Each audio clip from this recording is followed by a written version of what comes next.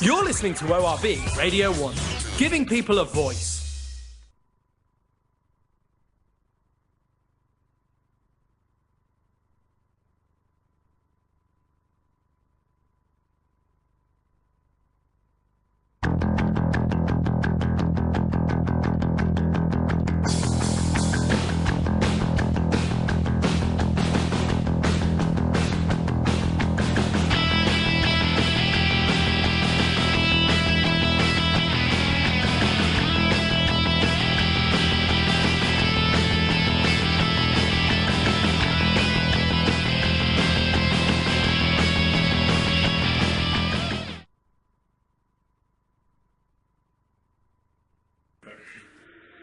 Hey guys, welcome to the Nerdemic Show. I am your host, Kieran Donnelly. Oh, we're going to the back camera for some reason. Why are we on the back camera? Who knows? We haven't changed it yet. And now we're at the front camera. We're everywhere. We're just showing that the cameras work, really. Yeah, we're actually working today. But as I was saying, I'm your host, Kieran Donnelly. I'm Callum John, your other host. And we also have... Harry Hedgecock, who will be the guest, I suppose. Yes. He's the guy we've hired so I can continue to be the dude in the middle. Yeah. We have to keep the status quo here. It's just got to be done. It'd get too weird if I'm not sort of symmetrically in the middle of something. Yeah. What can everyone expect to see on the show tonight, Callum? We have, I've just left the scripts in the other room. We have our normal film and TV segments where we talk through the news of that. We have the anime section where I'm going to be doing an anime recommendation as I normally do. We have the gaming section. And we have your science section and comics and comics. No, we're about to say comics and TV. That ain't a thing. We have comics where you give us an insight into a comic book hero or villain. I am actually going with a villain tonight, because we're doing something a little bit different next week, which I will go into detail on, don't you worry. I'm going to be doing Ultron tonight. Nice. Okay. And I'm also going to be taking my quiz section down a bit of a robotic theme this week. Your quiz section? My science bit. I was going to say, it's not I'm really doing the quiz this week. Yes, you are. And I'm thoroughly looking forward to it. You should be. Should be interesting. Because I have a mixture of comic book, film, bit of anime, bit of fun. Good. I made sure with my anime questions, it's an anime that someone in your house would at least have seen. Well, unfortunately, all my housemates are at work tonight, so they're not going to see this until it's on YouTube. One person in your house has seen it, so I'm assuming you've seen it too because of who the person is. Oh, okay, fair enough. I feel ready for this quiz. Yeah. So should we tell them how to get in contact before we forget? let's do that. Well remembered, Callum. I knew we were going to forget it, so we had to do it. He's written it on his hand. I've written it on the script. So you can get in contact with us on the YouNow at younow.com/Nerdemic Show. We will be reading the comment section. If you leave us a comment there, we'll read it and have a bit of fun with that. You can also send us a tweet on Twitter, obviously, because you can't send a tweet on Facebook. Can you not? Apparently I feel as though that's something they should have overcome by now. Well, anyway, you can send us a tweet on Twitter at Nerdemic Show, and you can then like us on Facebook at facebook.com/Nerdemic Show. You can find us on YouTube if you search Nerdemic Show, and you can find us on YouNow at the hashtag under Nerdemic Show. Basically, Google Nerdemic Show, find all of our stuff, and like it. It's Pretty much how it goes. That's the easiest way to keep up to date with all the stuff we release. Great. So, Cool. yeah, let's we're gonna just mention briefly what we're doing next week. Good plan. We're gonna be going into some more detail on it later on in the show. But cast your minds back, those of you who've been watching the Nerdemic Show for a while. A long while, and you'll remember that we played a game of Dungeons and Dragons on the show, which went pretty well. It was a good bit of fun, that kind of thing. Well, next week we're going to be doing something similar but not quite the same. We are going to be playing a role-play game that has been created by one of our new hosts, Jonas. And we're going to be using characters that are completely made up. We've made them up ourselves, and we're going to be talking a little bit about them later on in the gaming section as I'm well. looking forward to that. Yeah, It's a lot of fun sorting this out. Yeah, So quickly as we, I know I'm going to read some you now because we've got a few of those coming in right now. Kitty has sent a couple of messages saying, I'm ready for some epic nerdiness. Thank you, Kitty. And also, her sister attacked her with a Gandalf action figure. It's a bit weird. It's a bit odd. Yeah. Were you trying to pass her? Were you trying to like walk around her and she just grabbed the figure and yelled, "You shall not pass"? It's entirely possible. Entirely possible. Who knows? Emma McGann sent us a heart. Thanks, Emma. And Aw. You know what else it could have been? Could have telling them to say "fly, you fools." and then we've had Elliot W come in with "That's a lot of fans," and a couple of YouTube links. We'll have a look at that in a bit because I can't really watch it in the beginning Yeah, of guys, the show. if you want to send us YouTube links, send them to us via Twitter, because we can't really watch them on... You now because it sort of messes with the stream. Yeah, so tweet them into @Nerdemic Show and we'll have a look at them. Are Okay. we ready, or should I keep reading a bit more? You know. I can always do this while you guys are doing the news. Just let me do... Can we get the images for the news? I'll read some more you now. We get quite a lot coming in, actually. Yeah, we can do it. So we're going to go into our first section tonight, guys, which is TV and film. I love how you do the best voice. How you do the openings to each of the sections. It's not me. We've hired a man. Yeah. We can't say his done. name for legal reasons. Yeah, no, Yeah, he's... I'm sure I saw him out back. No, we don't talk about the man out back. Oh, okay. So, what have we got in the news? So first of all, we have some news which I'm quite excited for. The Star Wars celebration will be live streamed globally. So this year's big Star Wars convention celebration that will be held in a convention center south of Los Angeles between April 16th and 19th. For anyone who is not able to make it, will be streamed live on several different sites by Empire and a couple of other nerdy sites as well. Following the Nerders doing it, Empire's doing it, IGN is doing it, and also on the official franchise site for Star Wars, which is the one that most of them are going to be connecting to. This is not surprising, but the massive focus on Star Wars The Force Awakens, as there will be a panel with J.J. Abrams and some of the stars of the film, as well as a chat with some of the spin-off directors for the spin-off films Rogue One and the one that's yet to be named, as well as the rumour that they might be showing the first initial trailer or sneak peek for the film. Nice. Which I'm looking forward to because I really want to see this film. It's my second most anticipated film this year, just behind Avengers and just in front of Ant-Man. And why wouldn't you be excited? Yeah. I'm a massive very Star good Wars question. fan. It's the first fandom I got into. Well, second fandom, but the first fandom that was 5. It's not really a fandom. We'll get to that later. Actually, because in the quiz. So yeah, that's happening. It will be happening at 10 a.m. BST, which I believe is the timing in Los Angeles, which is 6 o'clock here in the UK on this Thursday, and the closing will be this Sunday. So that's tomorrow. Oh. So from tomorrow to this Sunday, it will be streaming. So I'll be watching that from tomorrow. That'll be quite interesting. So yeah, Star Wars. I'm really excited. It's the easiest way to explain it. I love the Star Wars franchise, and I'm really looking forward to this film. I mean, I'm pretty excited, mainly because of it being directed by J.J. Abrams. I'm going to be honest. If it weren't for that, I'd probably just kind of be like, oh yay, another episode 1, great.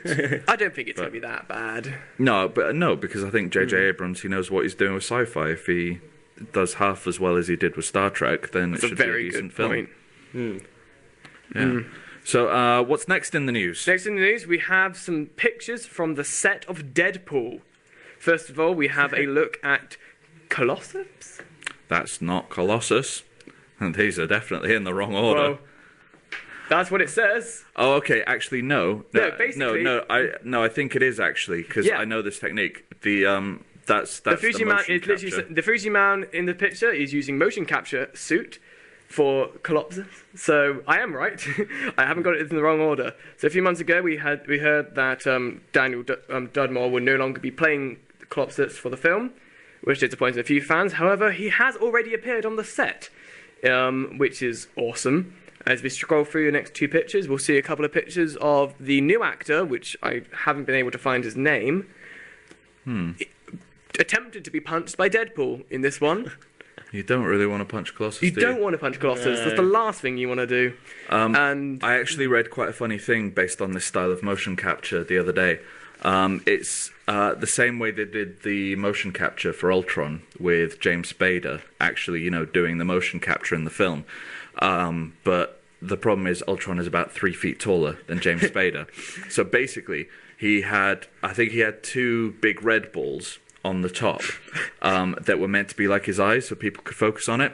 And because Elizabeth Olsen, who's playing Scarlet Witch, said that because his performance was like so intense, so brilliant, she'd constantly find herself looking at his face, at which point they'd realised they had to cut. And Aaron, what's his name, Quicksilver, Kick-Ass guy, yeah. He would just break character and just yell out, "The balls! Look at his giant balls!" okay, that's a way to get the person to Yeah. Yeah. Okay. So if we keep scrolling through some of these, there's been quite a few from the set. This is Colossus's face. Yes, being he held up looks on a bit like Ryan Reynolds. I mean, that does just look like a bald Ryan Reynolds right there. It might be. We don't know. It came with the pictures of Colossus, so we don't know yet. We'll find out later on. We've also had some more images from the set, including this awesome promo. Yeah, isn't this from the test footage? I believe it is, but they shot it like in the it. same place where they're filming the stuff. Yeah. They say that the new photos imply that they're reshooting it so that bit is going to be in the film. Which, I mean, it's just an awesome bit, and if the film goes along that kind of route, I'm going to love it. Yeah, definitely. One thing they've definitely got to have in it is you've got to be hearing the other voices in his head. Yeah. It's such an integral part of Deadpool. Or at least have this pop-out bubbles. Yes. And I want to see so much talking to camera. So much. I think they should hire Tim Carey and Jim Carrey to play the voices. Yeah. Tim Carrey will play the serious one, while Jim Carrey will be the mad one. Have either of you guys read Deadpool Kills the I haven't Marvel read Universe? Deadpool. Yeah, I have. Yeah. See, the great thing with that is Deadpool suddenly comes to the realization, because obviously he talks out to the reader all the time, that he's not crazy. It's just that no one else is aware of the fact that they're just there for people's entertainment. So he decides to put them out of their misery and wipes out everyone in the Marvel Universe. Wow. It's a great comic. I definitely recommend it. We've had quite a lot of things coming through with you now. Before we just can't forget. A lot of people have been writing in that Emma loves us. Thanks to Emma's putting in the heart earlier. Oh, of course she does. How could she not? We love Emma too. And then 6 Tyler 33 has asked, speaking of movies, what do you guys think of Fast and Furious 7? I've not seen it, but I've heard good things. I mean, I'm going to be honest, when it comes to the Fast and the Furious films, I've not seen, the last 3. I've been the opposite way around. I saw the first one, and then I missed the other 3 in the middle, but then I started watching it from 5.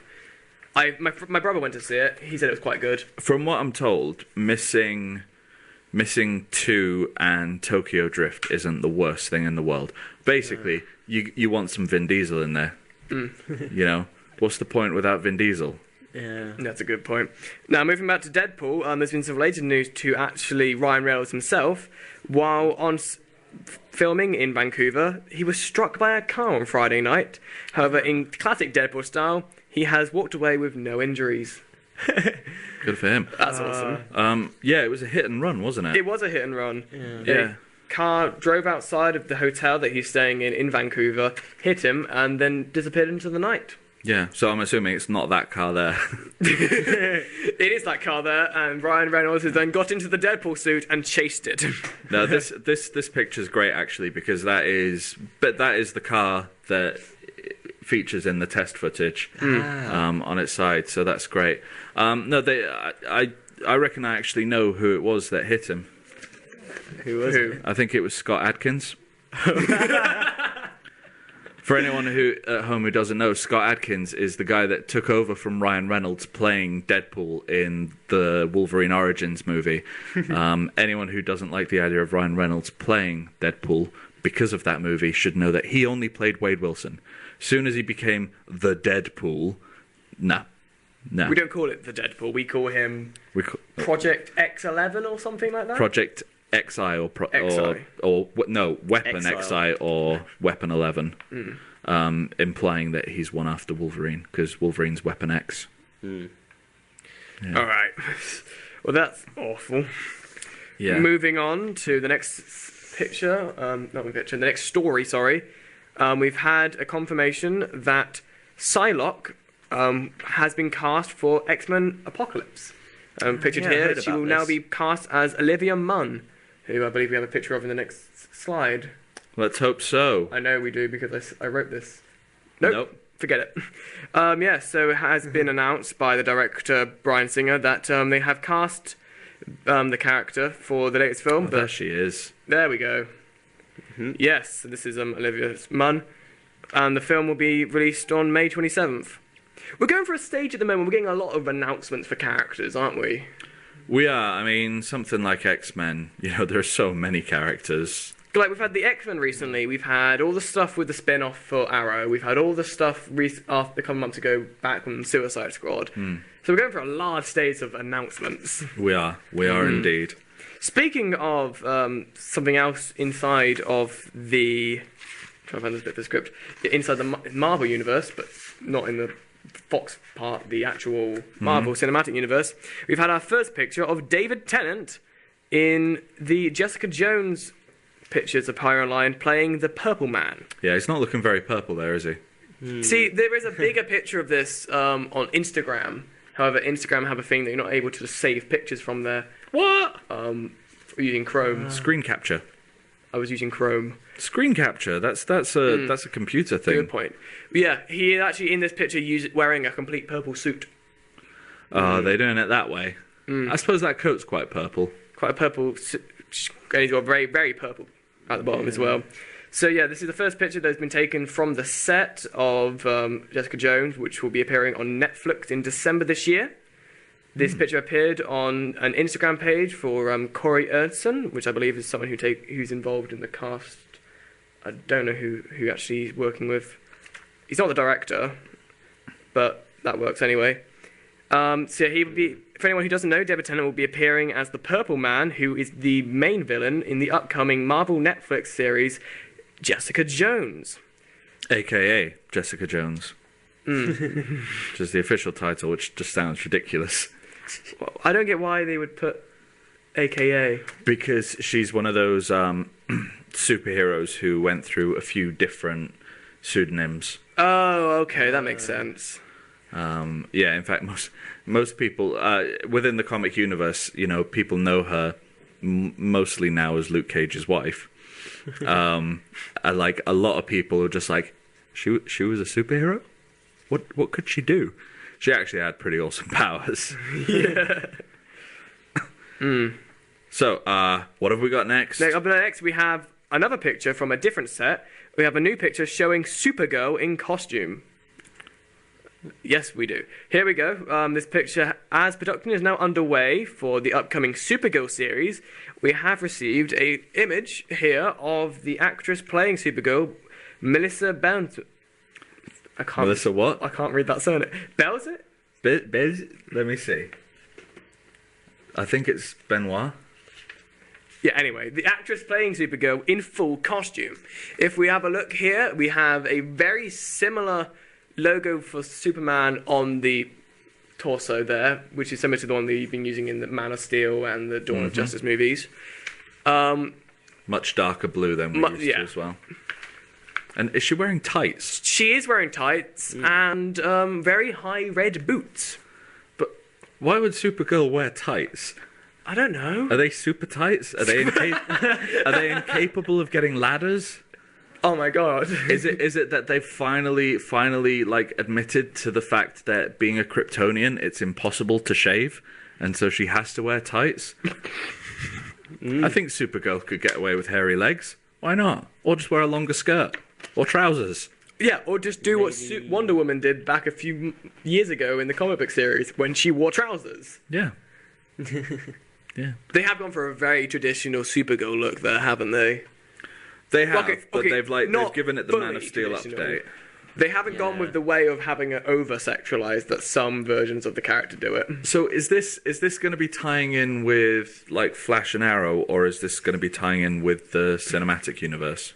I actually don't know yet. There's been a lot of tidbits related to it, but I would assume it'd be related to the Superman universe. I mean, based on the because costume at least. the costume, at least, yeah.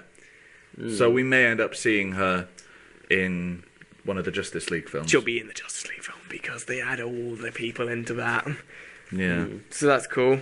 Coming up next, we have another image, because there's been a lot of images released this week, of a first glance of the Joker from the Suicide Squad.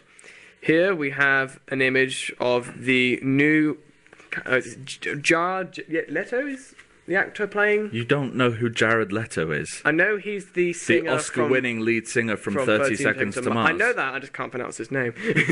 So this is the first glimpse of Jared Leto. Jared Leto as the Joker. Sorry, I have to get strict on this. He's one of my favourite singers. All right. Yeah, so this is Jared Leto full in costume for the Joker in the upcoming Suicide Squad film. For anyone who doesn't understand the pose he's currently doing, it's based on the very famous Batman graphic novel, The Killing Joke, which is just an awesome graphic novel. It is probably I actually did The Killing Joke as one of my first comic recommendations on the show. You did as well? Yeah. Yeah. Because it's that good. It really is.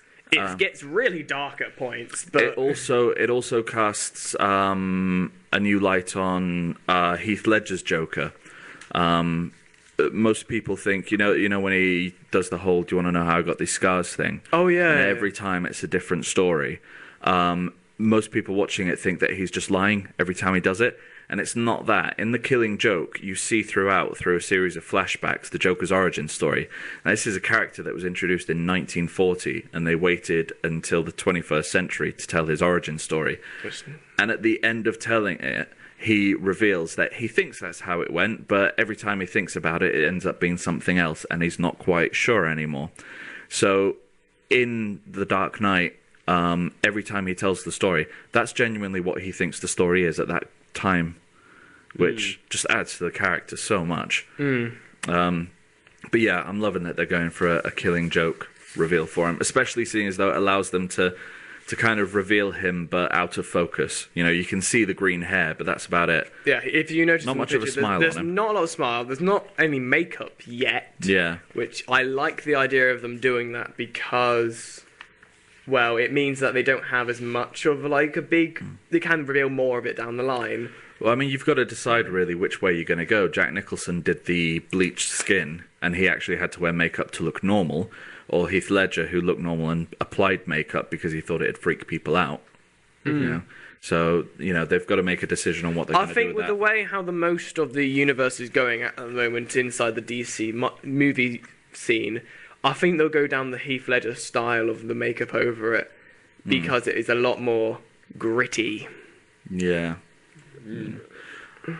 So is that all the news? That's all the news apart from the one that we have the actual clip for. Do you want to introduce it then? I'm about to. I was just getting the script open for it. So last night, the Marvel main team from the Avengers Age of Ultron appeared on the Jeremy Kyle live show, in which they played a game of Family Feud. We actually have the video, and we're going to show it now. For anyone listening in the UK, Family Feud is Family Fortunes, just the American It pretty version. much is. It's exactly the same, just a different name. Yeah. Okay, we're going to play the clip now. I watched this yesterday. It's hilarious. I hope you guys enjoy it, and we'll see you in a few. And then we'll read out some of your comments on You Now. Also, I'm going to be coming back with a review of the new Netflix Daredevil show. So I'd love to see your opinions there now. Get in touch via You Now and Twitter at Nerdemic Show.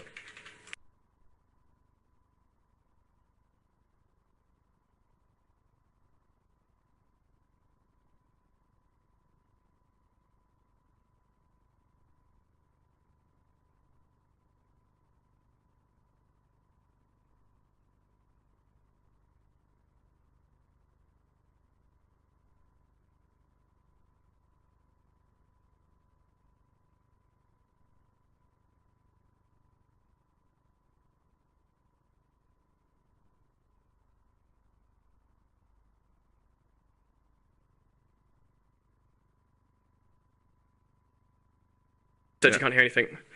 We do apologise. We seem to be having a couple of technical issues here in the studio. Apparently, Ultron's back in the system again. Oh, come on, man. I'm doing you as my comic book character later on. Can you not just be cool?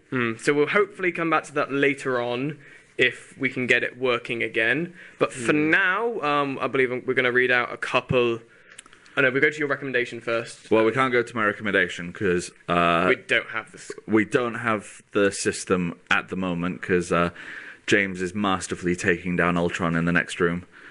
So, yeah, have we got any interesting comments coming through? I've seen a few. I've flicked through some of them. Yeah, so we got a few... Read them out, Callum. Read them out in funny voices. I'm going to leave you to the funny voices because you're good at but I that. can't see from here. You go on, Callum. You do it. All right, so... NAW said, could we just try and see what they're saying and try and doing a voiceover? So that's for the Family Feud, having no images. We could try a voiceover. I don't know. How are your improv skills? Apparently it's working now. It's fixed, apparently. It's fixed. We're going to try and go to that again. We'll go to that again, and we'll come back to you now afterwards. Yeah, if it's not working again, just shout out and we'll go to something else. Yeah. See you guys in a minute.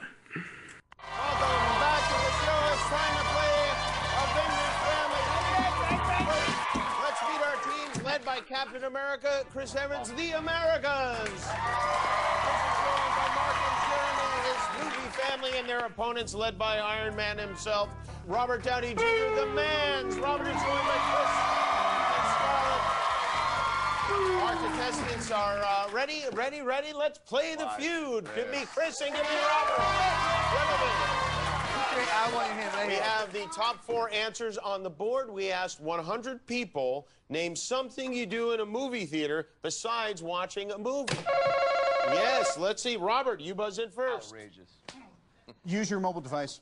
Use your mobile device. And survey says... Texting is fourth. You guys do have a chance to steal. Chris? Oh, we got this. Chris? Eat popcorn. Eat popcorn. Let's see. Is it on the board? Bang, bang! The Americans will play first. There's nothing you can do. It's been disabled. We have an abbreviated version of this game. Each team will only get 2 strikes instead of 3. Also, typically, tequila doesn't play as much of a role in the game as it will tonight. 2 wrong answers. Your other team gets to steal. Mark, you get the question first. Name something you do in a movie theater besides watching the movie. Sleep. Sleep. Do we see sleep? Outrageous! Sleep is not. I gave you that. Name something you do in the movie theater besides watching the movie. Go to the bathroom. Go to the bathroom. Is it on the board? Of course it's not on the board. All right. Now, the Mans, you can confer. All you need is 1 correct answer. Gotta be clean. Make out. Survey says... Who's gonna be loose?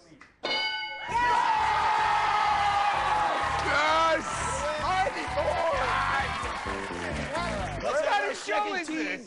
Mark, come up to the board. Scarlett, you come up. Chris, you come up to the board. All right.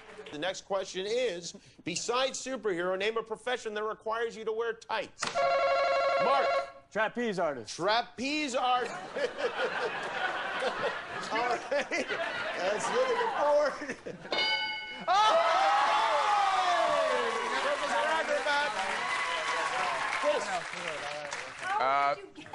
Ballet. Profession that requires you to wear, did you say ballet? Let's look at the board. Survey says... Man, you here to play? Sorry. Scarlett, it is now your turn. Besides superhero, no, you can stay there. Okay. Name a profession that requires you to wear tights. Yoga teacher. What? A yoga instructor? They don't wear tights? They do wear tights. yo- Lycra, what about? What? No. Oh, Come on. bobsled team. A bobsled team. Bobsled team, show us bobsled team. Jim. No, bobsled That was team. number 6. I guarantee you that was number 6. We were still workshopping By the way, that. these were That supposed wasn't to be the answer. answered individually. These are not team questions. We go to you, Robert. Besides superhero, name a profession that requires tights. Did you get another one? Do we do yoga? Yoga instructor. Yoga instructor. Do we have the yoga instructor? We do indeed. I'd say that we should have gone for that one. Can you keep it alive? Name a profession that requires you to wear tights. Well, I gave my answers to them already. Give one to me. Another profession that wear tights. I'm dead. I got nothing. I'm dead. Peter Pan. That's not a profession. Peter Pan. Is there a Peter Pan on the board? Stuck on that, weren't No, there is not. The Americans now get a chance to steal. You can confer amongst yourselves a profession that requires you to wear tights. Gymnast. Gymnast. Do we have gymnasts? We do not have gymnasts. Then what happens? Nobody gets any points.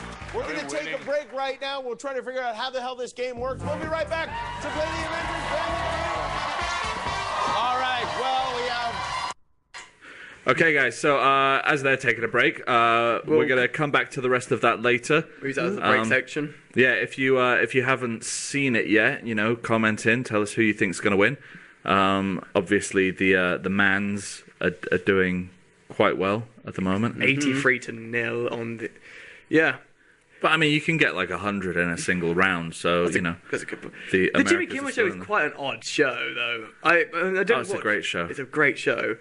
But I remember one of them a while back I saw relating to the For Dark World film where they had a game where they would throw water in each other's face every time they got a question wrong. Nice. I like it.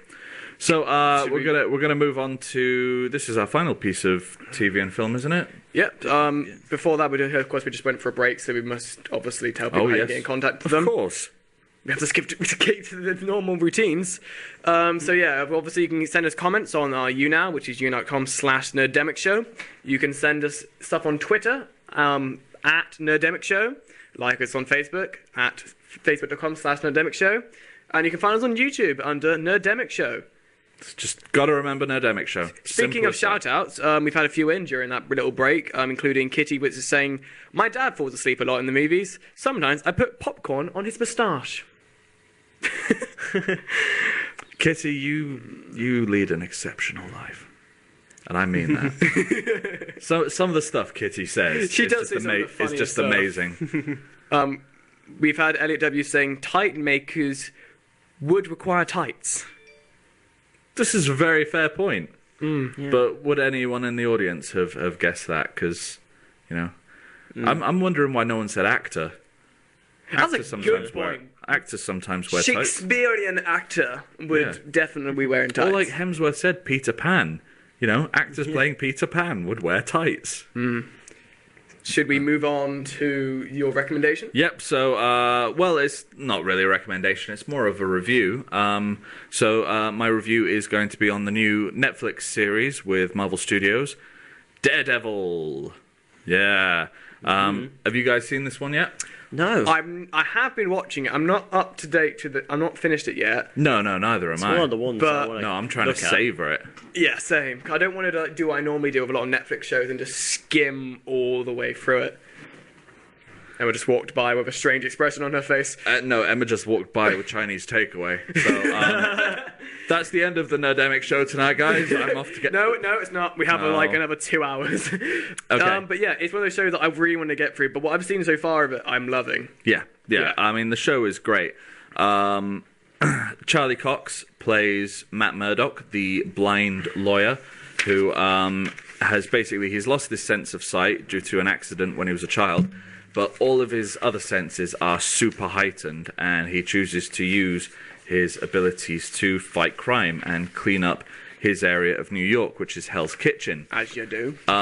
What's revealed very early on in the show is that Hell's Kitchen was basically just wiped out during the Chitauri invasion in the first Avengers movie. And as a result, a lot of very bad people are basically getting all the contracts to rebuild it and using the kind of those contracts and stuff like that to launder huge amounts of money. All of this being run by Wilson Fisk, the Kingpin. So straight off the bat, we've got an Avengers tie-in, and like there are so many references to the Avengers. So many Easter eggs. I've actually put together a list of some of my favorite Easter eggs so far. I can't wait for that. I've not put in like all the ones throughout the series because obviously I've not seen the whole series myself yet. Yeah, of course. But really love it. Charlie Cox, first of all, I want to talk about being the protagonist of the show. I really wasn't sure about him casting wise. The only thing I'd seen him in before was Stardust, where he's playing a really nice Prince Charming type. I never saw that film. Oh, it's a good film. It's definitely worth a watch, but you wouldn't think he'd make a good Daredevil. I was completely wrong on that. He's absolutely brilliant in it. Just to confirm, Hell's Kitchen in this is a place in New York, not a show presented by Gordon Ramsay. I was about to say, we've had a couple of messages coming in. For example, Annie at W said, wow, they really didn't like Gordon Ramsay's Hell's Kitchen that much. Yeah. And then Casey was saying, there's a restaurant called Hell's Kitchen near where I live.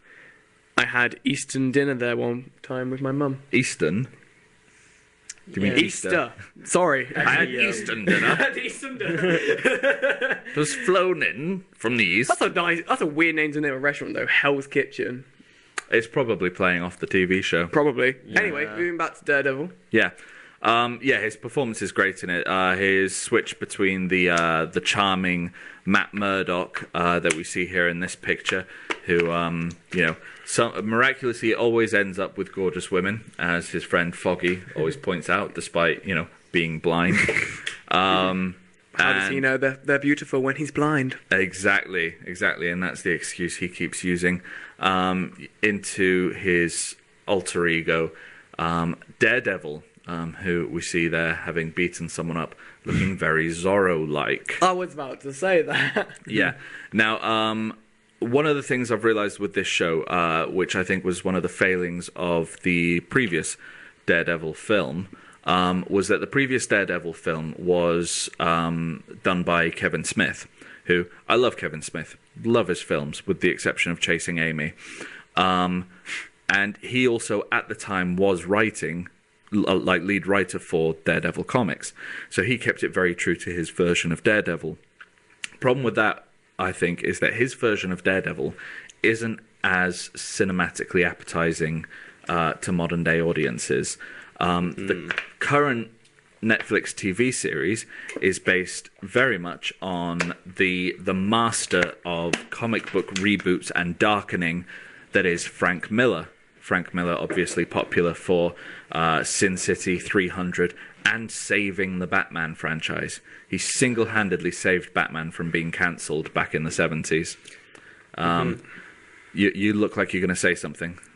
I'll get back to it later, because I'll probably mention it in a future comic book section, but I don't really like Frank Miller that much. Really? He has some really good stuff out there, but at the same time, doesn't. There's some stuff he released, like All-Star Batman and Robin, which I just despise. Read Batman Year One or any of the alternate future Dark Knight ones he does, like The Dark Knight Returns, because that's at a time when the comics started to go down the route of the old Adam West TV show and got very camp and very colourful. And he was the one who brought him back and crowned him the Dark Knight. One of the brilliant things with this show, and I've been saying this to everyone, and everyone's had the same reaction, which is complete agreement with me, is when I go and see a film like an Avengers movie, I just think to myself, how cool would it be to be Captain America? How awesome would it be to have an Iron Man suit and go around fighting terrorists and that kind of thing? This show does not make me want to be a vigilante. Not at all. That's a lot better than the joke I thought you were going to go with. No. I thought this show you were about to say something about, I hope this show made me blind or something like that. I mean, as we can see here, he's getting patched up there by Rosario Dawson's character, who a lot of people were speculating who she was for a long while. People thought she was going to be Elektra. It turns out she's actually playing the character Night Nurse, who basically patches up superheroes and the like, who get badly beaten up. And I think from her introduction into the show for like at least 3 episodes straight, he spends like half of the episodes getting patched up by her. Because even with his powers and even with his great fighting skills, he still, ends up getting seriously injured and having to get stitches and that kind of thing. And this show, it doesn't glamorize being a superhero like a lot of others do. This one shows you how painful it is, how tough it is. And one thing that not a lot of people realize as well is, keep in mind, it kind of shows how good a person Matt Murdock is, that he puts himself through this punishment. So keep in mind, all of his senses are heightened, including his sense of pain. So every time he takes a hit, he's feeling it a lot more than you or me would. So, for him to get that kind of punishment, he's a bit of a legend in my book. There's another one, just threw this in, showing him, having had his butt recently kicked. Okay, so one thing that I want to bring up that we mentioned earlier was the costume, the very Zorro look. As I've said, this is going down the Frank Miller route, and as you can see on the left, that is a panel from Frank Miller's Daredevil run. Frank Miller is very well known for doing kind of reboots or origin stories of characters that have been missed out. So he decided, this guy wouldn't necessarily go straight out in the costume. It's kind of like how in Green Arrow, he started off as the Hood, and now he's become the Arrow, and eventually he will be Green Arrow. No one has actually referred to him in the show yet as Daredevil. Not at the point I've got up to anyway. So why would he just go straight out with a devil costume? So I'm liking the fact that they're doing this, especially because of the fact that they have revealed that at the end of the series he will be getting his Daredevil costume, which I think looks pretty cool. Looks a lot more kind of tactical than the all-leather Ben Affleck type one. So I'd say, like, TV-wise, this is definitely going in my kind of top 10 current running TV shows. I would agree with you on that one. It's straight out there past Agents of S.H.I.E.L.D. Even the second half of Series 1, when it tied in with Winter Soldier, which I loved, but this show, it's been consistently good every single episode. I think this is probably my favourite Marvel-related TV show, and I think it's very close to being, obviously I haven't seen all of it yet, but very close to being my favourite comic book-related TV show. And that's a hard one to beat nowadays. That's high praise. High praise. So, as we mentioned earlier, there are quite a lot of Marvel references and Easter eggs within within Daredevil. I think the first episode, you can't even get through 5 minutes of the episode without someone making an Avengers reference, which is great. So I'm just going to go through a few of my favorite ones so far that link in with the Avengers and also Agents of S.H.I.E.L.D. as well. So the first one is when we see some of Murdock's origins, we see that his father ends up having, his father battling Jack Murdock, has a fight against Carl Crusher Creel. Now, Carl Crusher Creel has actually appeared within the Marvel live-action universe already, in the form of Absorbing Man from Agents of S.H.I.E.L.D., who appeared, I think, at the beginning of Series 2. Yeah, it was Season 2. So it was a nice reference there to the fact that, oh, hey, this character is going to appear in 20 years or something like that, and be a villain. So we knew straight away. We were straight away rooting for Murdock's dad anyway, but after seeing that he's going up against Absorbing Man, even more so. So the next one that I've got, did anyone else notice this in the teaser trailer? Oh my god! I watched the trailer after finding this image, and it is there. This hasn't been photoshopped. In the background of the teaser trailer, the one that everyone said, oh, it's so boring, it's just him walking towards the camera, you can see the Avengers Tower. Wow! Which I think is great. And I wouldn't be surprised if we ended up seeing the odd shot of it in the TV series at some point. So the next one that I've got, so Atlas, this is the logo you see on the door just across from Murdock and Nelson's law firm. Does anyone know the significance of this? I've read it somewhere. Tell us. So this is Enlighten us. This is the logo that Marvel had before it was Marvel. Oh, It was when it was Atlas Publishers. That's cool. Yeah. So Do you think a young version of a young virgin? No, No, not what I said at all. I completely forgot his name now. Stanley. A young version of Stanley is sitting in the other office. That would be brilliant. That would. That's his cameo. His cameo. I know he actually has a cameo, but that's his other cameo. Okay, so the next one. It is revealed in the show that Matt, after his father's death, went to St. Agnes Orphanage. Oh, God. This is not Daredevil's form from the orphanage.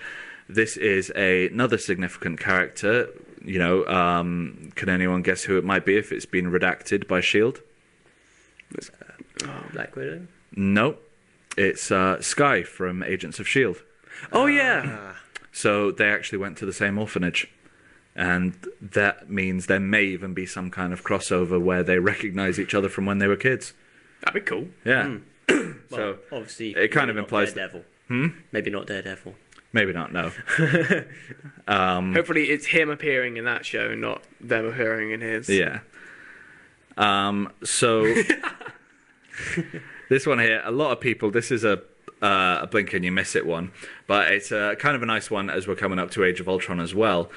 So Bob Gunton, who's playing Leland Owlsley, who is basically the Kingpin's money mover, is a reference to the character from the Marvel Universe, the Owl, who is an owl-like crime boss. I believe he was Kingpin at some point himself, who he feeds on live rats, which is lovely. Lovely.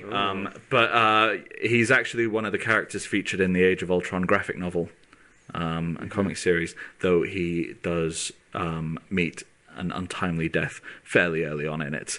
But yeah, nice little reference there to the comics. This one was, I don't know, maybe a bit of a stretch, but I found it a little bit amusing. Ben Urich, who in himself is a bit of an Easter egg, has a board where he's trying to figure out as much as he can about Kingpin. Now, at this point, no one's actually referred to him as Kingpin. A few people know that he is Fisk, but he's got a bit of a Lord Voldemort thing where, you know, no one's actually allowed to say his name.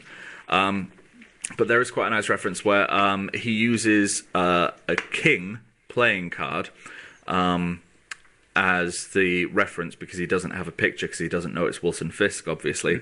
And there's a shot that I felt lingered for a little bit too much, where for a little bit too long for it to be a throwaway, where you've got Ben Urich pushing a pin into the king card, and I just thought, Kingpin. There's also a reference in the fact that he chose to use the King of Diamonds when there's the whole thing about Fisk's cufflinks and his like chosen attire and stuff like that, and he used to wear a diamond necktie pin kind of thing. That's cool. So yeah, nice little one in there as well. And yeah, so obviously the many Avengers references that are being thrown in there are big ones as well. I'm just going to go back to this one. I don't have a proper shot of him there. You can see him on the right, but Ben Urich, who is a reporter throughout the series, I loved it when they introduced him because his character in the Marvel Universe works for the Daily Bugle. Right. And of course, they're not able to actually mention what paper he works for within the show at the moment because they filmed this before Marvel got the rights back to Spider-Man and its various things. So yeah, there are some of my favorite Daredevil Easter eggs. There are so many. Every episode has at least one. They've announced that Bullseye and Elektra will be appearing in season 2. Which awesome. I'm hugely looking forward to, especially Bullseye. I mean, Colin Farrell was, he basically carried that film. The insane Irish man, as I like to refer to him when watching that film, actually, because of how amazingly strange his performance was. Yeah. It was a bit quirky, It's a little bit. but I loved him. Yeah, so that's that. Yep, so that's the TV and film section. So we're going to go back into the Avengers Family Feud bit, and then I believe we have... we're going to go to the anime section. Yes. So keep sending your messages in to us, guys, on YouNow and on Twitter, and we'll read some of those out after we watch the second half of the Avengers Family Feud. Stay tuned.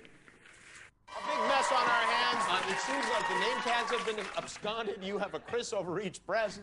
Chris is Scarlet. Robert, and Chris, you're nobody now. It's unbelievable. When did that happen? I don't know. Did I lose it? You did lose it indeed. We are going to continue to play, and let's bring Scarlet up here, and let's bring Jeremy up here. Come on, Jeremy.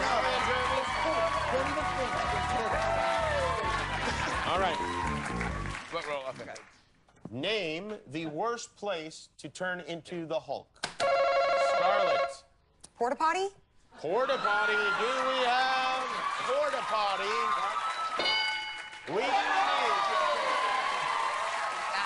Jeremy, name the worst place to turn into the Hulk. I think there would be church would be terrible. Church.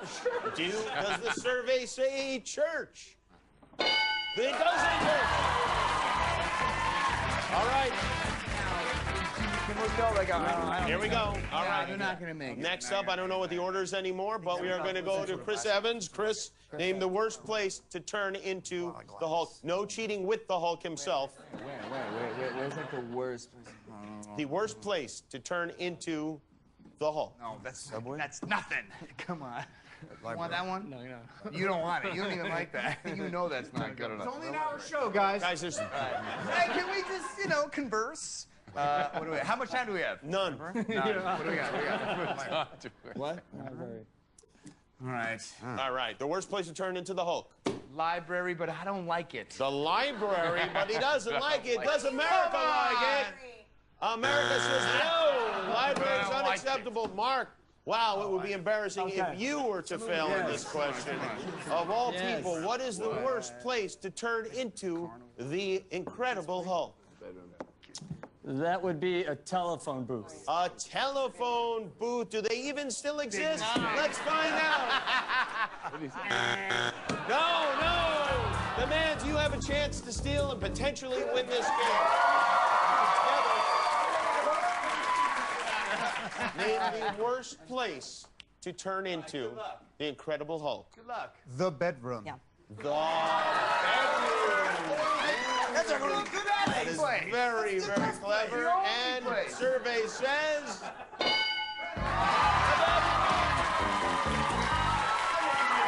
You won that round. Unfortunately, you did not get it. Oh, wait a minute. You guys won? I'm the worst game show host ever. Congratulations, you guys won! You're going home with a valuable prize. Bring it in. We've got, for the winning team, a bicycle built for free. That's for all three of you. Yes, feel free to enjoy it. And you guys are not going home empty-handed. You each get a $15 gift card to Applebee's. Wow, what a game. Thanks to our contestants. Avengers Age of Ultron opens May 1st. Thank you, guys. We'll be right back with the War on Drugs.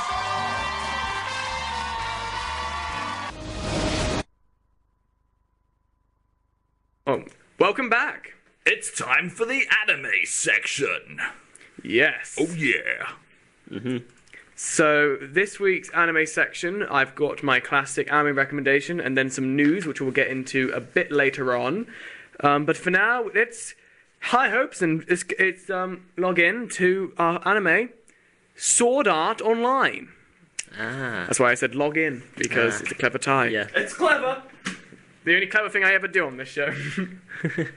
Yes, so Sword Art Online is a sci-fi fantasy adventure / romance series, which is available on Netflix in English. So yes, you can watch this in English on Netflix. I have to specify that because a lot of people, when I normally do my recommendations for Netflix shows, always forget that you can change it to English from Japanese.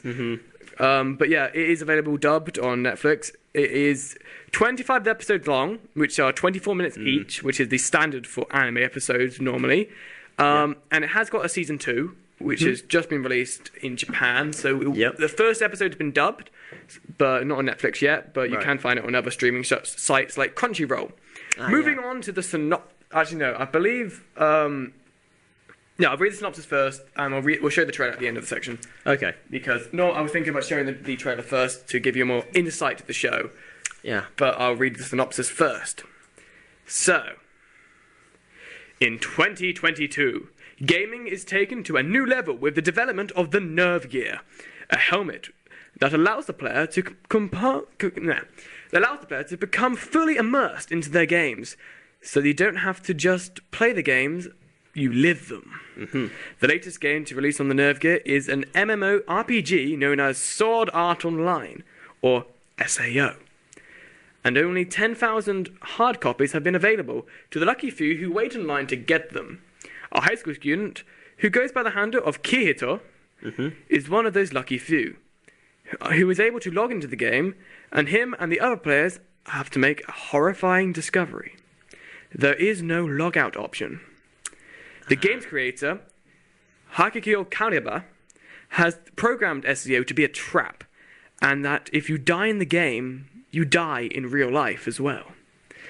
So go on until some people beat the game and its final boss, which will they be able to free all of the players, and Kirito himself has to keep trying to get himself and the others to survive in this fantasy world nightmare that they have suddenly made real. Yeah. So, that is the original premise for the show when it was announced.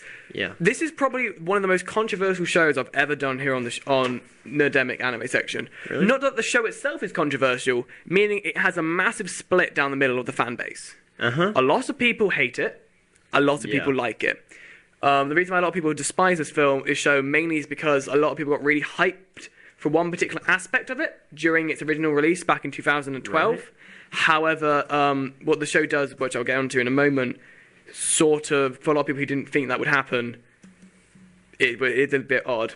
So the show itself is technically done in story arcs, as a lot of shows are. Right. The first story arc, which is over the first 14 episodes, is based in SAO. And then from there, it's sort of, I'm not going to give a lot of spoilers, obviously. It then goes out of that into some more different details. There's a large subplot made around the characters. Yeah. Which is, speaking of characters, we have Kirito, here we can see, I'm just going to go back to this one. Kirito's on the left. He is the main protagonist of the show. He is a beta tester, so he actually has a insight into the game before anybody else, which does come into handy a lot of the time. And on the right, we have Asuna. Asuna is the main female protagonist who... She is a rookie to the game when she gets into it originally. She doesn't know a lot about this type, but she's very good. Yeah.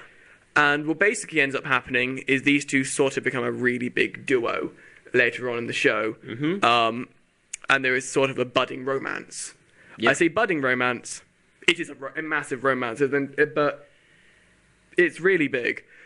So as the show, as I said before, if you die in the game, you die in real life. So these people are basically stuck in a reality where you have to pretty much fight to survive to get out. Because literally, the actual avatars in the game get wiped, and they end up looking like them actual slaves and have their own physical abilities that they would in real life. Apart from, you can still level up and you have attachments. Yeah. And you find out and we have their health bar, which is still seen because the show does like to stick to a very good style between the classic anime battle scenes and also gaming style for anyone who plays a lot of MMORPGs. Probably has a health bar, a inventory, menu, and item drops after the boss battles. So for anyone who's played a game like World of Warcraft or Diablo, as a good example, would understand a bit of the schematics of how the games work. However, one of my favourite parts of this show is these bits because the animation for the battle scenes are some of the best I've seen in a while. The show itself, as I said, basing around Kyoto and Asuna, because you have to go to get through 100 floors there is inside of SAO. You have to get to the top floor to beat the boss to get out of the game. Right. At each floor there is a dungeon with a new monster in it. This is an example of the first floor's monster. And yeah, you can understand from that it is a massive bull with a tail and a massive sword. Yeah. You have no any information about this stuff. You go in, monsters there, fight it. You die, you're dead. Yeah. 2,000 people die in the first 2 episodes. That's how serious this gets. So it gets into a perspective of you have to sort of live with it. Yeah. Several people do die, but it is one of those shows where you sort of have to stick to that. That's only for the first arc. The second arc gets into a slightly more different synopsis. I'm not going to give it away because obviously it would give away the major twist of the show. However, you have to understand when you're going into this that you're not watching the show about SAO. You're watching the show based around the characters. Yeah. So if they do get out of SAO or something happens outside of SAO, it's still part of the thing. And that's what a lot of the controversy came about back when it was originally released. I watched this a few months ago, but I didn't hear about any of that before, so it doesn't actually admit your experience at all. If anything, it increased mine because I like the characters that much. So yeah, this is an example of the animation style that have a lot throughout the show. It's very slashy. It's very bright, as you would have in a normal MMORPG. But it is that connection between realism and, well, not realism, but anime realism, and its philosophical impact on the actual characters themselves that you stick to. A lot of the show is battling, obviously, because it's an RPG. However, a lot also of the show is based around the characters themselves, mainly Kyoto and Asuna. And their relationship and how they deal with the situation of being stuck in a video game. Because you can't take off the helmet. If you take off the nerve gear, your brain explodes. If you die in the game, you die in the real life because the helmet sends a shockwave into your brain, and then and then your brain dies, and you die in real life. So that's fun. So most of the people in this game are teenagers. They are the average age for gamers between the age of 14 and 25, I'm going to say, is quite an average aim for RPGs nowadays. This is an example of some of the major characters. We have Kyoto, Asuna, and I can't remember the names of the other 3. They're quite... But it's one of those shows that, if you're into a lot of the fantasy genre nowadays, in anime or just in general, you'll enjoy this show. If you like following a lot of characters in their own personal experiences, you'll like this show. If you're coming to the show mainly based around the idea of wanting to watch a full-blown action-based show, this isn't going to be the show for you. But I like the idea. It's not just that, because it means that we have a bit more character development than you would have get in other perspectives. Also, if you don't like jumping, as in jumping time periods, you're not going to you might have a problem with this, because this show does a lot of jumping.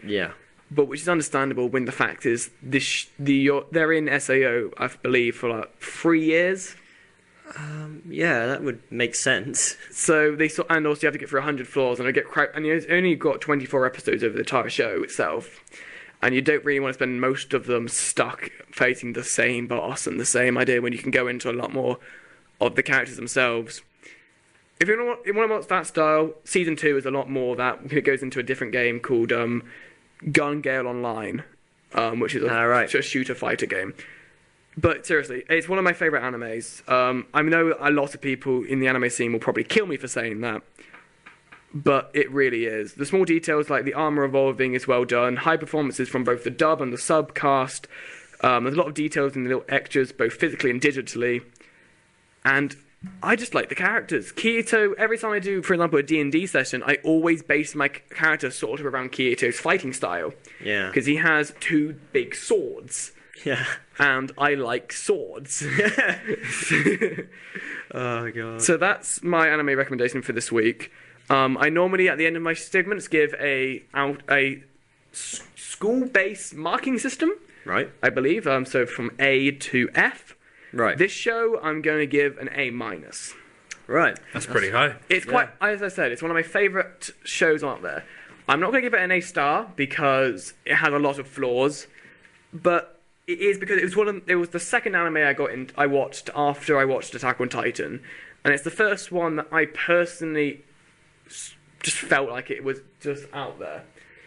Because it mixes some of my adventure, fantasy, and sci-fi are some of my favourite genres are in the anime scene.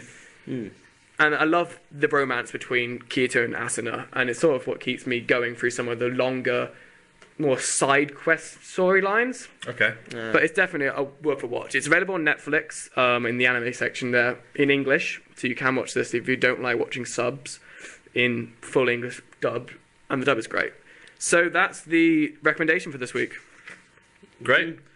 So we have a piece of anime news this week. We do. I'm very excited about this. Yes, I've got my Dragonite out, ready for it. I noticed you've set that up. I should have gone and got mine, but yeah. So we've had a final announcement of the Western release for the next Pokemon movie. It has a name in English now, which is Hoopa and the Clash of Ages. You were trying to do the voice. I was attempting to do the voice. That was awful. Yeah, it was terrible. I apologise. I need to think of my own voice for this when I do announcements. Yeah, stop copying my voice. That's copying. So this movie, which is coming to, so the movie which is coming to Japan in July, will be getting a Western release. Obviously not in the cinematic way because a lot of the some cinemas do play. Some cinemas do, but it won't be like a major cinema as they do with the Pokemon films in Japan. I think once it will you get be to like 15 films, they start to ease off. It will probably be. It's going to be a Cartoon Network release, and then it'll also be on Netflix later on, as well as on most anime streaming sites. I am more hyped about this film than I have been in a while for a Pokemon film. Yeah. And you guys at home, you will see why when we play the trailer. We're going to play it now, and then get into a bit of detail when we get into the gaming section afterwards, because they are a very good segue into some of the gaming news. Just so you know, after we finish playing the trailer, we're going to be going into the quiz section, being hosted by Guy in the Middle. That's me. Callum. That's it. So get your pens and papers ready. Send in your answers to us. Let's just play this. It needs Let's do this.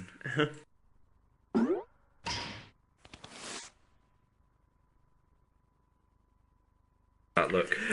It looks oh amazing. my god. How cool. The voice for Hooper, I have a little bit of an issue with maybe if it's stuck with the same optimistic way all the way through the film.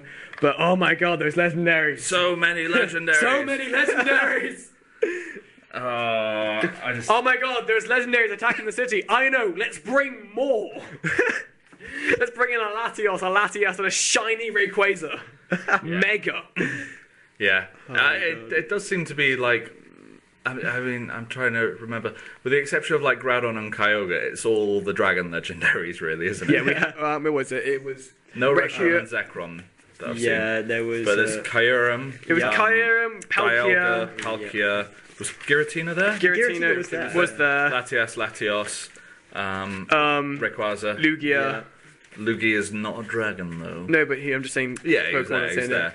And then the god himself. Yeah, Arceus, who can be a dragon type. He can be dragon. Yeah. Okay, so... Bring in one fairy to that fight. It would be a very different fight. We've got a couple of people coming in. We have people. This more for to share. We got... No, you can't work at the moment. So just put number 4 on. Just put number... Don't turn on 5. So put 1 to 4. If you move that way a little bit, Harry... And I'm going to move away from you because you're going to stay there. I'm not going to look at your answers. I don't know, I'm moving this way anyway, just so we can able to spread out the mics a bit. We are going into the quiz section. Yes, we are. And let's see who we've got in the studio today. Everyone, do a big shout out to everyone. Say your names. James. Joseph. Emma. And I'm here as well. And Harry. Cheers, Harry. Enthusiastic, So, as always. As always, with the quiz, I have 10 questions in front of me, all nerdy related. Just grabbing a pencil. And you guys just have to answer them. Simple enough. We'll run through all 10. Kieran is promising not to look at my the questions. I don't need to, Callum. I win this like every week. Yeah, but that's only because it's normally just like you, Mick, and me, you, and Rick, or maybe Harry in the studio. I'm going to keep looking over this way, or perhaps at these guys. Look at the guys, look at the screen, so we can actually do the job. Don't look at you now, because they send in their answers. And that's a good segue. If you want to send in your answers, send to us on Twitter and on YouNow in the comment section. Or if you wait until the end when I'll give out the answers, you can just count up your scores and see if you've beaten the out of 10 here in the studio. So let's begin with question number 1. It's a maths question. Oh. I love maths. I love maths. I love dads. So, the sum you have to do. The number of current upcoming Marvel films. What? Plus the number of years that Tom Baker played the Doctor. Minus the amount of Eevee evolutions. Divided by the amount of Star Wars films that George Lucas didn't direct. I think you might have to say that one again. I'll go through that slowly. So, are there Star Wars films ones to come as well, or any ones that have been? Just been so far. Okay. And sorry, go through it again. Just cause Yeah, I'm gonna go through it again each bit. So the number of current upcoming Marvel films. So that's Marvel films that have not yet been released. I'll give you one. I'm going to count Avengers on that list, because that doesn't get released until next week. Plus the number of years that Tom Baker played the Doctor in Doctor Who. Minus Eevee's evolutions in Pokemon. Not including Eevee. So this is the Pokemon that Eevee can evolve into. Divided by the amount of Star Wars films that George Lucas did not direct himself. You know I can't do division in my head. It's when you work out the number, it's a very easy sum. Oh, I hope so. The division itself is probably... I tried to make it quite an easy division, because division sucks. So that's question number 1. Moving on to question number 2. You have to. Which superheroine was inhabited by the soul of an ancient princess after attempting suicide? Say that again? Repeat the question. Which superheroine was inhabited by the soul of an ancient princess after attempting suicide? Do we even get to know if it's Marvel or DC? I will give you that. It is DC. Oh. Okay. N.A. Question number 3. In the anime Attack on Titan, who was 4th in the class of the 104th Trainee Squad? So, if you remember from the show, there is the trainee squad from the first arc when they're in the camp, just doing the training. They have the top 10 out the class. Who was number 4? So we're looking for a name, yeah? I'm looking for a name. No. That's the reason why I said you might get that one, Kieran, because I know that you and Georgie have watched Attack on Titan. Yeah. Do you remember at the end of that arc they had the top 10 in the class that could become members of the military police? Yeah, I know that, but like... Who's number 4? I've watched Question Time before. I don't know who the next Prime Minister's going to be. It's just... I don't do well with numbers, Callum. You know this. Just think about who were the best people in that squad, and think of who was the 4th best. Because everyone remembers number 4. That's not even a podium position. I was thinking about doing number 1, but it was just so obvious. Because it's... Yeah. So just think of another badass. It's quite a... I'll give you a clue. She's... The character is quite... It's a she. What's that, John? John's not in. The character does appear later on in the series. She's... Why are you laughing? Everyone scribbled out and rewrote a female name. Okay. Question number 4. In Legend of Zelda: Majora's Mask, what does the Kamado mask do? The what? Kamaro mask. Kamaro. What does this allow the player to do? The name itself is a little bit of a clue. Change a couple of letters. That's my clue. So, question number 5. We have one of my personal favourite questions. What is the English translation of the anime Duzumir Haihi no Yutesu? I'll spell it out for you if you want. That will definitely help. So it is SUZUMIYA space HARUHI space NO space YUUUTSU.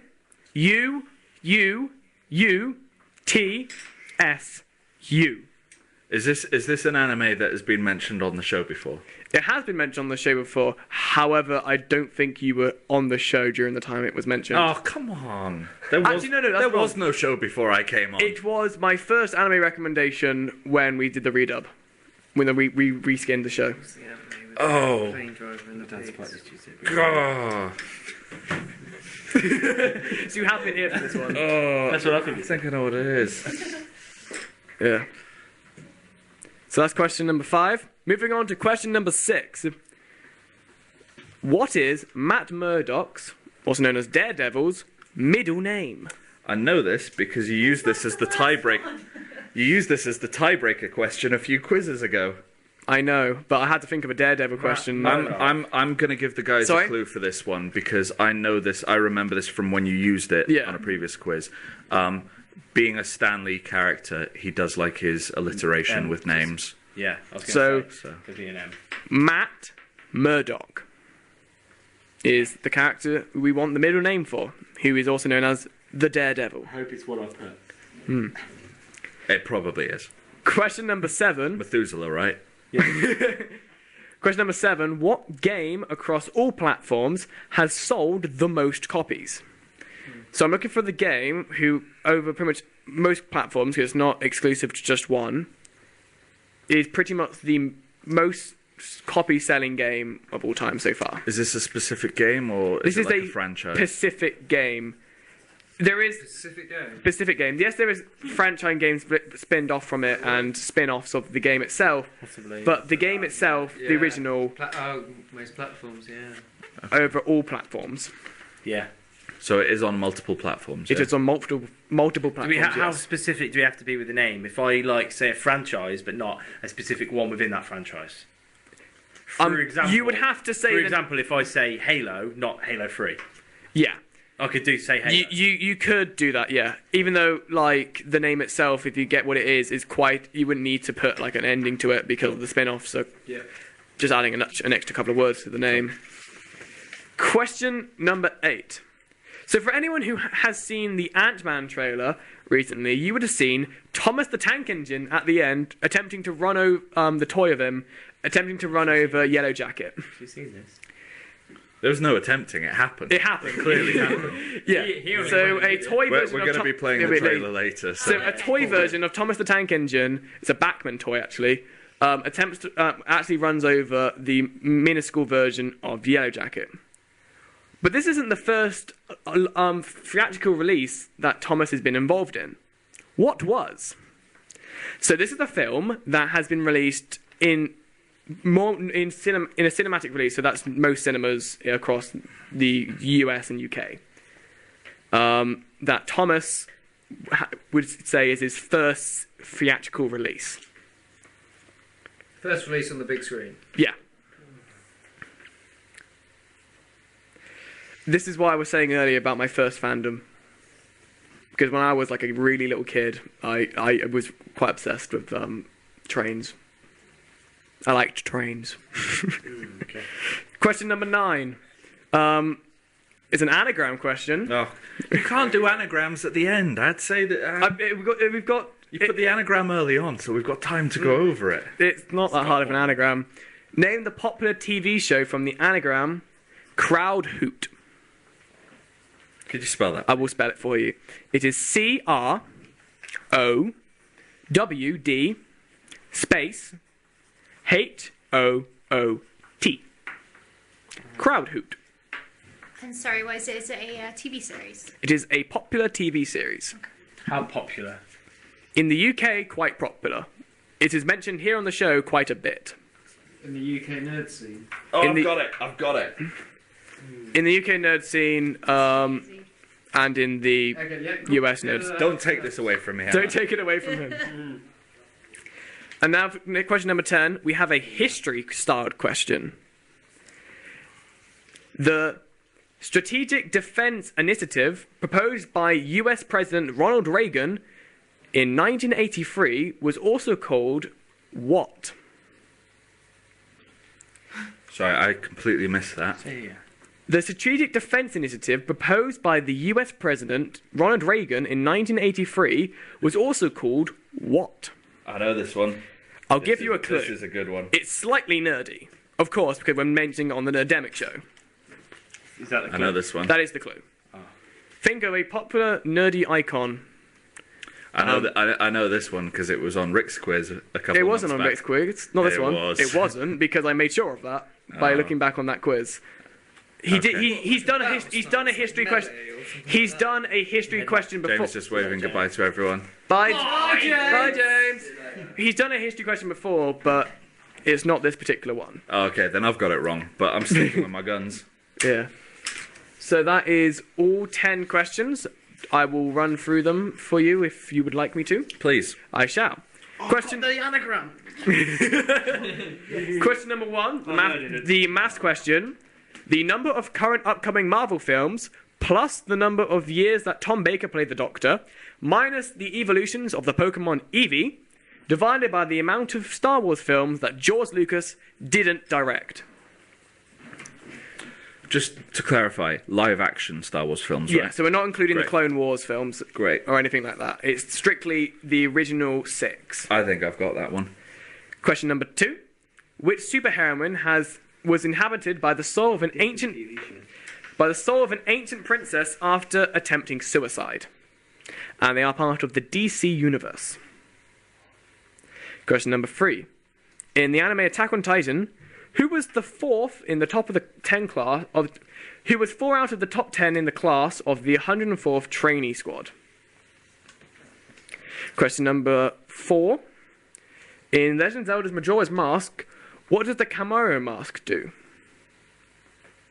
It's spelled Kamaro. Question number 5. What is the English translation for the anime Thuzumir Haihi no Yutetsu? Question number 6. What is Matt Murdock's middle name?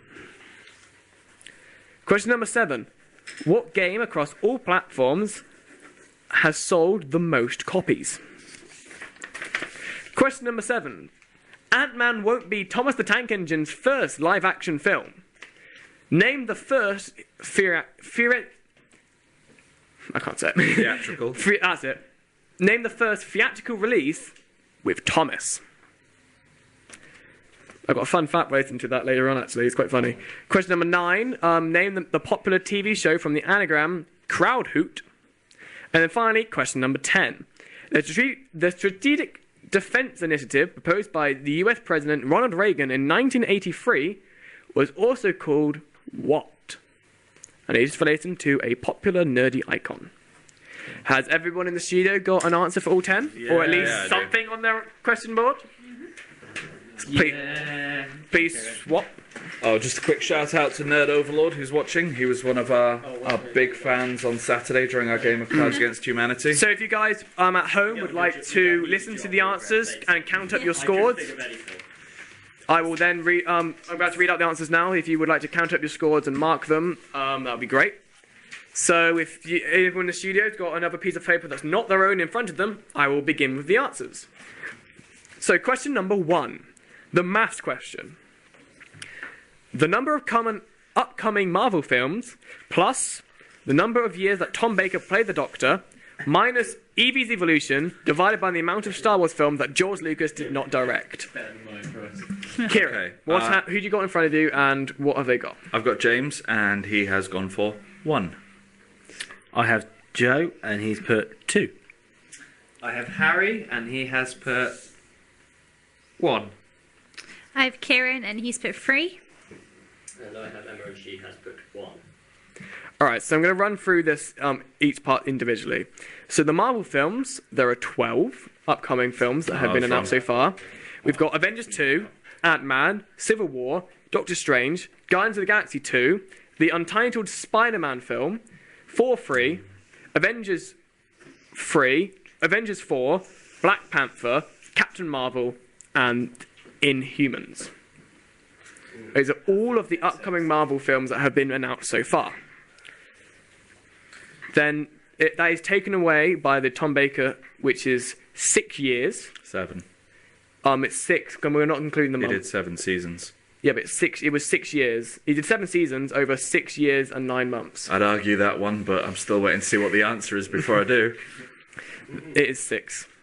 Okay. 2 of them were in the same year. Okay.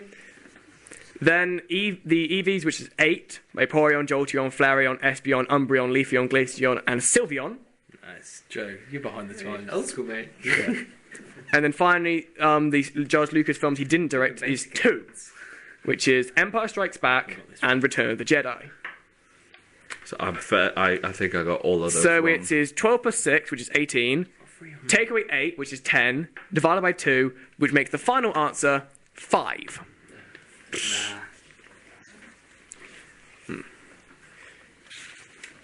Question number 2. Which superheroine, was inhabited by the soul of an ancient princess after attempting suicide?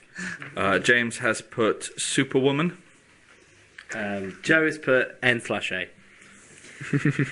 Harry has put, I don't know, my brain isn't working. Kieran has put Batman. And Emma has put Xena. The actual answer is Hawk Girl. Oh, yeah, I did know that one. Yeah, so the actual backstory is Kendra Sanders' body was inhabited by the soul of an ancient Egyptian princess after a traumatic event caused by her suicide attempt. Nice and dark. Nice and dark. She also got a set of wings with it. That's not really a good message to send out, is it? Kill yourself, get wings, and godlike powers. Question number 3.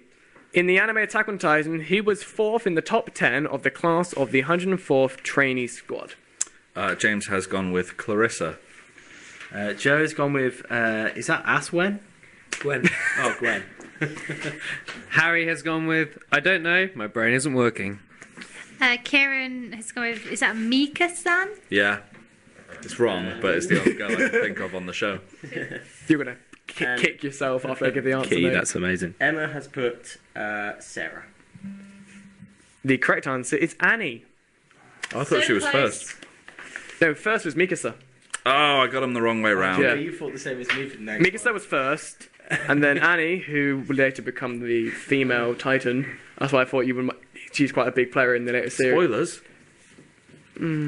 It's okay when I say spoilers. It's okay when the fact is the show's been out for 4 years now, and we've talked about it to the extent where Yeah, if you haven't fair seen enough. it by now, what are you doing?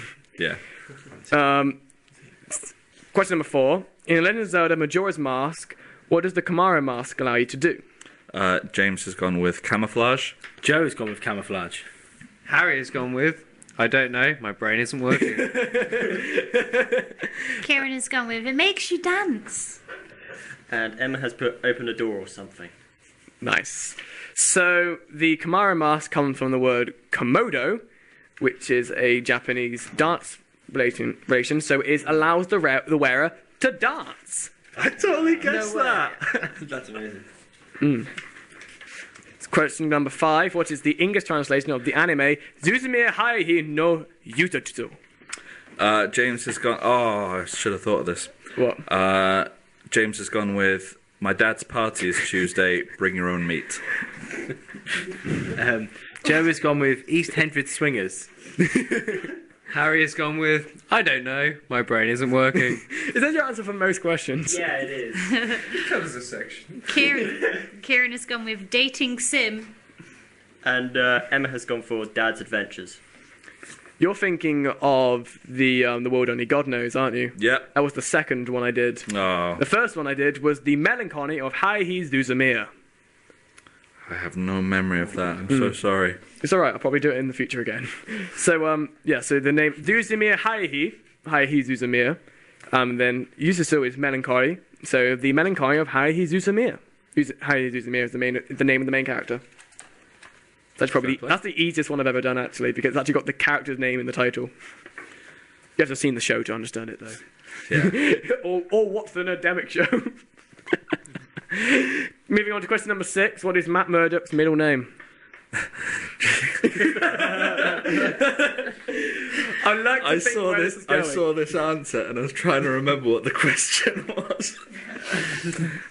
Say it in the whole name. Say it in the whole name. James has gone with Matthew Manley Murdoch. Yes. Brilliant. Joe has gone for Matthew Merlin Murdoch. What number are we on? 6. 6, Yeah. Harry's gone with, I don't know, my brain isn't working. Kieran's gone for Matthew Michael Murdoch. And Emma has gone for Matthew Montgomery Murdoch. Kieran is correct. It is Michael.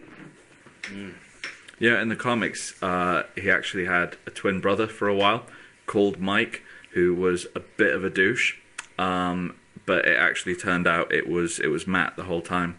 He just kind of got a bit bored of being Matt Murdoch, so I was like, I'm going to be Mike, I'm going to be an absolute tool. Question number 7. What game across all platforms has sold the most copies? James has gone with Call of Duty. Joe has gone with Super Mario / Sonic. Harry's got a big answer. He's gone for Halo. Kieran's gone for Ocarina of Time. And Emma has gone for Pokemon. The correct answer is Tetris, which has sold 100... Oh, of course it has, because of apps and... It's mainly on mobile devices, and has 100 million sold copies. It's quite impressive. I suppose it helps the fact that you can get it now for about 60p. You can get it for 60p on most mobile devices, PS3, PS4, Xbox, it's on the eShop, it's everywhere. I can't wait until 50 years from now, when we're all old and whatever, and we've got our latest smartphones, and we can actually play Halo on them for 60p. Question number 8. Ant-Man won't be the first appearance that Thomas the Tank Engine has made in a live-action movie. What was his first theatrical release? James has gone with Cars. Joe has gone for Super Ted. Harry has gone for, I don't know, my brain isn't working. Kieran has gone for Trainspotting. Nice. And Emma has gone for Spice World the movie. The correct answer is his first actual... It was his own film. It was Thomas and the Magic Railroad. Came out in 2000 and included such actors as... I'm sorry, but that is basically the subtitle to Trainspotting. Yeah. What's more impressive is the actors they actually got in for this Thomas film. They had Alec Baldwin, Peter Fonda, and Mara Wilson. Still doesn't compare to Magic Roundabout. That was a star-studded trip. Yeah. It's funny to think that Ant-Man is now connecting to the film. Oh, Kieran, when you read what I've done next. Why, James? I was like, oh, I think I got it. No, I haven't. And now I've just seen this. I've gone, yeah, I did get it right. But you'll see. Yeah. Kitty's just sent... Kitty Some of the best work I've ever done. This is. Okay. Kitty has just sent in, Magic Railroads are quite magical. This is literally the best thing I've ever done. I'd say they're entirely magical. Question number 9. Name the popular TV show from the anagram Crowd Hoot. Right. James has got the right answer, which is Doctor Who, I assume, unless this was a seriously well-played bluff. But he spelt Doctor just DR, so he had so he had some extra letters. So what he's actually put is Doctor Who Coot. So what's the final answer? Doctor Who Coot or Doctor Who? Well, he's got Doctor Who, so I'm going to give it to him. Yeah. I'm giving him a tick. He's got a tick. I don't know. I could be being a horrible bluff. Joe has got Doctor Who. Harry has got Crowd Hoot. Yeah. Kieran has got Doctor Who. And Emma's got Doctor Who as well. The correct answer... I'm so excited I got that. See, I was very tempted to be really mean with that question, but the correct answer is Doctor Who. A fun fact, another anagram for Doctor Who, which could have been my second answer if I was allowed to be mean, is Torchwood. Oh, everyone knows that. Yeah. That's old news. Yeah, no, it's just a fun Get fact. out of the past, Callum, and tell us the answer to the history question. We're getting to the history question. Question number 10. The Strategic Defense Initiative, proposed by US President Ronald Reagan in 1983, was named after what? James has put zombie apocalypse. Joe's put N/A, I love dads. Harry's put... Not a lot. Kieran has put Star Wars. And Emma has put Operation AL. The correct answer is Star Wars. Yeah. The intent of the program was to develop anti-ballistic missile system in space that would be a laser-guided laser missile that would fire against nuclear weapons fired by other countries on the United States. However, it was not put into proposal due to it cost a lot, and the actual technology didn't exist. And it was named after the popular film Star Wars, which was released in 1977. So everyone count up your scores, and I will hear them now. Okay. James has got 1 coot. Joe has got 1. Harry has Noop 1. Kieran has 4. Yeah, I do. And Emma has 1. Well done, Kieran. Of course. Did you doubt me? A little bit. Oh. Because James and Emma normally do quite well on quizzes. Not in this quiz. Not in this. No, when I do the quiz, I normally am a lot hard. He has a lot easier. I'm not saying easier quizzes, but they're a lot more broader. Kitty has got none on you now, but she has drawn a picture of a cat. Yay! Can we see Send the it in, picture? Kitty. Send it to us on Twitter, and we'll put it up on the screen. Picture or it didn't happen. So that is the quiz. Okay. Should we show the Ant-Man trailer? Yeah, as promised, we're going to show you guys the Ant-Man trailer. Have you guys in the studio seen this yet? The full trailer? No. I think it looks pretty awesome. I've got high hopes for it. After that, we'll be coming back with my science section, so please stay tuned. Here we go.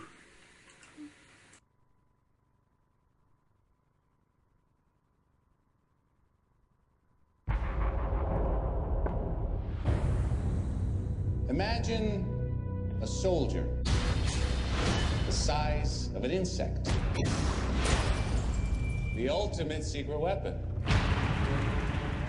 If you give godlike powers to everyone, it's going to be chaos. So how do we stop him? I know a guy. Scott, I've been watching you for a while.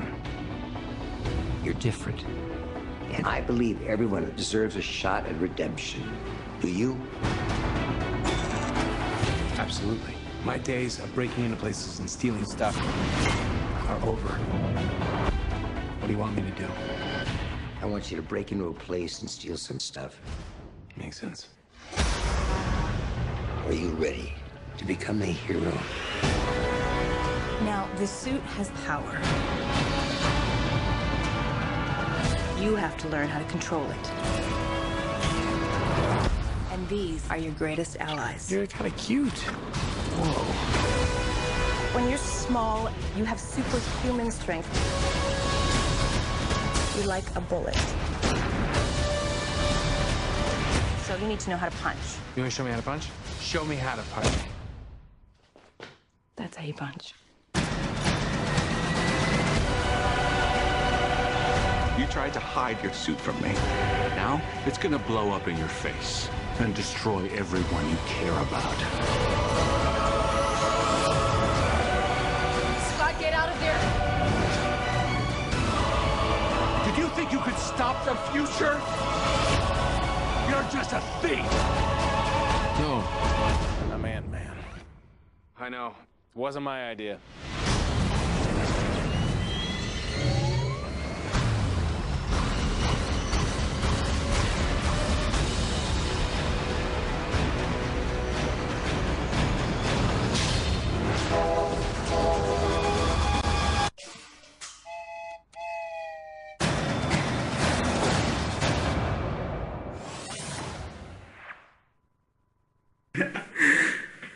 What do we think of that then, guys?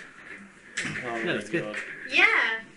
Awesome. Yeah. Yeah, why So not? that comes out I really like little soon. people. That's July. I can't believe it's the guy. It's Phoebe's boyfriend from Friends. That's Cool, who right. it is. Yeah. It's a slap at the bias. Him, yeah, he's awesome. Should we move into... Yeah, so we're going to move into the science section.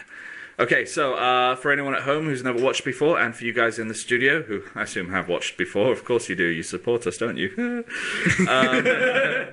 In the science section, I am going to tell you guys 5 science and technology type facts. Thing is, though, one of the facts I'm going to tell you is one that I have made up myself. Okay? We have to work as a team, guys. It might be one I've just come up with off the top of my head, or I might decide to be extra mean and base it on something that is real, just to kind of throw you guys, which I've discovered I've had to do, seeing as though I do this every week with a guy who's doing GCSE science. Kind of makes this section a little bit difficult for me. Every time, you've always done one of them, which is something to do with the stimulus. Okay. Yeah, true. Thanks this week, for the revision, by the way. This week, because my comic book character of the week... cheers, mate. See you. Cheers, guys. See you later. See ya. Moving on. Because my comic book section this week is on Ultron, I've decided I'm going to go down a robotics theme this week. So some of these, I think, are fairly easy. Some of them, not quite so much. Basically with this, it's not like a quiz, so you don't have to write down your answers. You guys can all confer. You can decide on an answer together, or you can decide to split off if you don't agree with everyone else. I will not... Split it off.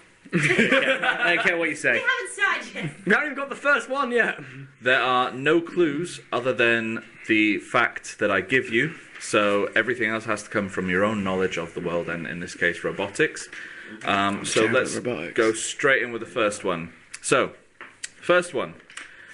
The first known case of robot homicide occurred in 1981 when a robotic arm crushed a Japanese factory worker. That's fact number 1. Nice. Fact number 2. The first robot was built in the 5th century BC. That's fact number 2. Fact number 3. A cybernetics professor calls himself the world's first cyborg because he has computer chips implanted in his left arm. Using them, he can remotely operate doors, an artificial hand, and an electric wheelchair. I really hope that one's true. I have a tendency to forget which one's the fake one. Got to start writing it down. Yeah. Okay. Number 4. The word robot comes from the Japanese word roboto, domo wa arigato, Mr. Roboto, meaning slave, and was first used during a speech by former Prime Minister Hara Takashi in 1923. So, fairly recent word, as far as words go.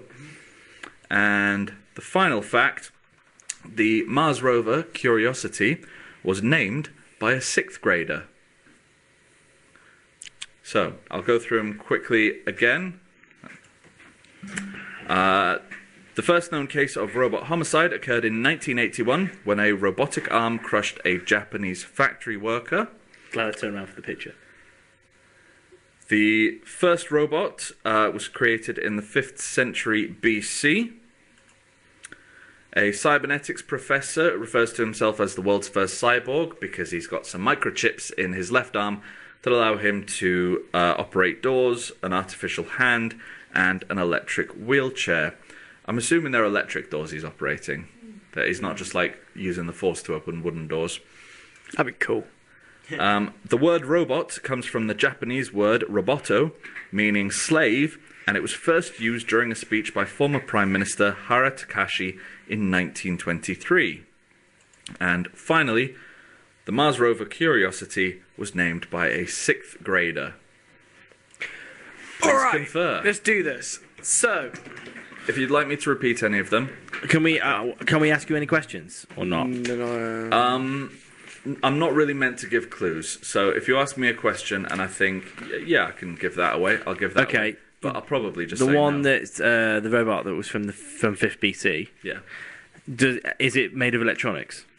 The the modern day definition of a robot is something I think it's something artificial that has a function that once activated can complete on its own. Okay. So, for example, a car is not a robot because it Doesn't do it requires by someone itself. to someone Operate to it. drive it. Yeah. The official Wikipedia definition is... You're not allowed to look on I was Wikipedia. asking for a... He's cheating. I'm not cheating. Such a clown. Cheating. I'm not sticking in whatever company's in. Giving a definition of a word is not actually part of the thing. It's just giving a word. It is when one of the questions is about the origin of the word. I was looking on dictionary.com. Dictionary that actually says the origin. I didn't read that. I think you've included this to kind of throw us off because it does sound a little bit unbelievable. But with that definition of it being working on its own, it doesn't necessarily have to be made of anything. No, electronic. It does need to be mechanical. It does need to be mechanical. But it could work. I mean, But you it could could be use made something. of like any material. It's steam. I mean, Steam you got to powered keep in could mind do we it. are talking 500 years before the birth of Christ. So. That's true. 500 years before the birth of Christ. Yeah, but depends. There'll be some kind There'll be of... some, there are some... Let's go through it. Let's go So the through it. first one, I definitely think that could be That true. could be because quite true, that could just be an accident. But the news have just made it sound like I the robot imagine did it. There's quite a few deaths that happen. Like robotic arms Yeah. in factories. It's like in They've Japan said or that China. they've said that he was crushed by it, and the fact that they've said homicide rather than manslaughter kind of makes me think that the robot came to life on its own and did it. That's what I like to think. I know. Yeah, I like it. It's probably not that true. the fourth one about the origins of the word, is I think quite true. But I know that it's a recent word because before they used to use what's the word that began with an A? Artificial. No, it was like it sounded like a puppet. There was three famous like wire contraptions. It's in the film Hugo. Automaton. Yeah. Okay. Before robot is quite new. I know it does come from the Japanese word. It's just working out if it was that exact person in that exact time period. And what have ones we got? We've got the person who has who can control things. I know that's completely possible using your brain. And also, Cyborg. I also like to Cyborg man. think that, like, if that is false, it's hilarious that you found a picture of a random man with a robot face. He would though. That's the point. I can see that one being true. Yeah, Definitely. I can see that one being true. I'm just working out which ones couldn't. I think the last one with the robot on the moon, was it somewhere? Curiosity on Mars. I think that's probably believable because like people name stars and like haven't. There's always weird competitions it's kind going of, on. like, cutesy You know. to have a kid like name it, isn't it? So, Yeah, so I think that was true. Hmm. See, I don't know really. This is a quite difficult one because you've chosen one that they don't do on the GCSE stimulus for once. We don't do robotics. Yeah, I did. Because Not apparently they think that teenagers are silly and not intelligent enough to understand robotics. Well, I think it's probably more what's useful in day-to-day life once you leave. And understanding how half-life decay of radiation is really going to help you in your day-to-day life. Yeah, and I'm going That's to be true. honest. The only time I've used the periodic table since finishing Is it this chemistry quiz? GCSE was 1 in this quiz and 2 to try and spell my name Breaking Bad style. I like it. I like it. So we got to narrow these down. I still remember radiation decay. It's imprinted into my mind. I'm inclined to go for number 2. I'm inclined to go for number 4 for a reason. And that's the reason I looked over at you when I was saying how I know it was and you gave a smirk. Okay. When I said when you were saying I know, when I was saying I know it's in this thing, no. you were laughing at me like No, how the you. smirk was. I very nearly didn't put this question in here because I know that you know some Japanese, and I was like, is that going to be too obvious? But then I realised everyone knows Roboto because it's from the song. Oh, okay, yeah. I'm gonna say. In that case, I move somewhere. I might go with another one. The guy with the robotics in his arm is false because I like the idea of you just finding a random image. And I'm going to go in number 1. He could have been really mean. It could not be the right place at the right time because that's something he has done before. You guys could literally cover almost every question so that there's a good chance one of you's right. All right, so one of us is going to be wrong. Let's put it that way because we've all got different ones, and there's still no one's gone for number 5. I've gone for 1. You've gone for 2. You've gone for 3. You've gone for 4. I'm not going to go with number 2 because number. Which one did I go with? 4. No, 4. 4 was the Japanese name. No, in that case, I'm going to go with number. Go for 5. Number 1. So go for, no, 5. Go for 5. I know 5 is true because I was reading up about the Curiosity today when Science News, they have discovered evidence of water on Mars. So I was reading up about the Curiosity, and I know that one's true. So you're not going for 5. But you don't, even though the name's Curiosity, you don't know if it was named by a 3-year-old. Yeah. Was it a 3-year-old? Sixth grader. Sixth grader. I don't know how that translates to. That's Anyone from watching we from have America? a couple of Americans. Tell us how old Tell 6th us. graders are. I'm going number 1. I think that robot had a mind of its own. Shall I go with? Sorry, didn't have a mind of its own. What was You it? think it was manslaughter? I don't think that's real. All right, so you're Not going, in the you're 80s. going with 1. Emma, which one are you going with? I'm going for the guy with the robotics in his arm. That's not true. Harry? I'm going for number 2. All right, I'll go 5 just so we cover most bases. Okay. Well, going to be 4. It's going to be 4 now, isn't it? It is 4. Oh, come on! You're such a clown, Callum. You moved. Yeah. Don't play poker against Don't him, play Callum. poker. So the Japanese factory worker was he worked in a Kawasaki factory and was crushed to death by a robotic arm in 1981. The first robot was, this one's sort of arguable, but I think by the definition that I gave of robot, it is true. A guy whose name I'm not even going to attempt to pronounce, but was a pal of Plato's, built a mechanical bird driven by a jet of steam or compressed air. Steam. The cybernetics professor was Kevin Warwick. I'm sorry, it was actually a picture of him. I didn't just randomly do that. And Curiosity was named by a 6th grader. It was formerly known as the Mars Science Laboratory, but NASA's press people said, hey, why don't we let a bunch of kids have a competition to name it? And the winner came from a 6th grader in Lenexa, Kansas. The word robot actually comes from the Czech word robota, which translates as work or forced labor, so similar to slave. And it was first used in Karel Čapek's 1920 play, Rur, which stands for Rossum's Universal Robots. So, that is the science section. I beat everyone. I think that's the first time in a couple of weeks you've done that, actually. That means I get a prize. What's my prize? You get a pencil. Yeah, I do. Anyway, going on to you now. There's been a bit of a debate between how old a 6th grader is. Nerd Overlord is among 8 to 10, while Kitty has said 11 to 12. And then Overlord went 12. So it's in that age range. It's a young kid. It's like year 7 here. And then JTTG is saying against your fact number 1 being true, because apparently Robert Williams was killed by a robot in January 1979 at a Ford factory. Send in your evidence. Send in the evidence. This fact came up on several different websites about robot facts and trivia. Send in your evidence and we'll debate. You've got to keep in mind, this isn't someone being killed. This is homicide. Okay, this is where if the robot could stand trial, it would go down. It would go in the electric chair. That probably wouldn't do too much damage. I know, that's the joke. Would it?